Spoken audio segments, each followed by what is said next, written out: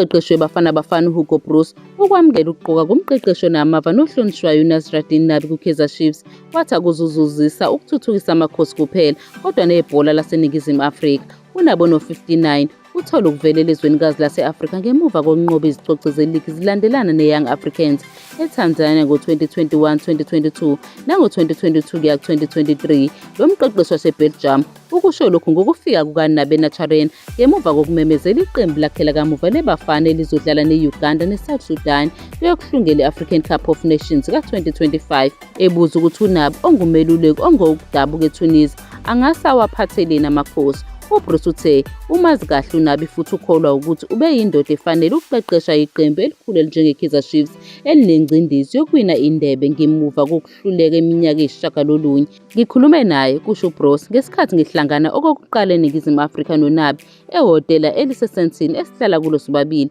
ngesikhathi ngibuye eBelgium kamuva. Bengingazi ukuthi uhlala kwisakhiwo esifanayo nalapho engihlala khona. Ubungumqeqeshi omuhle kakhulu. Ngicabanga ukuthi uma ubona okwenzekayo ngabadlali abasha kuChiefs bahlukile, kusho umqeqeshi weBafana ngenhlonipho. UNabi ubonakala eyithola kubaphathi beChiefs ngabadlali akwazile ukubasayinisa kuze kube manje ukulungiselela umkhankaso ka-2024-2025.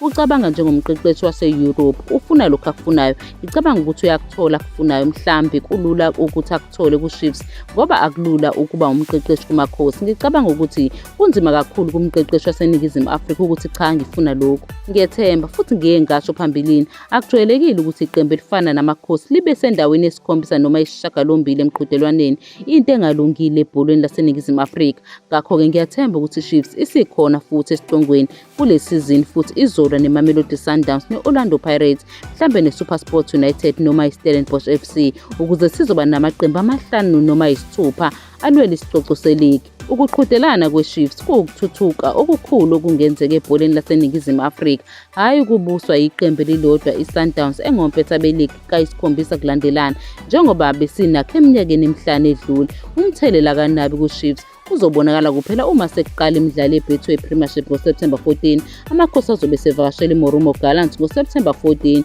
ngaphambi kokuthi adlale neStellenbosch FC ekhaya emdlalweni wesibili.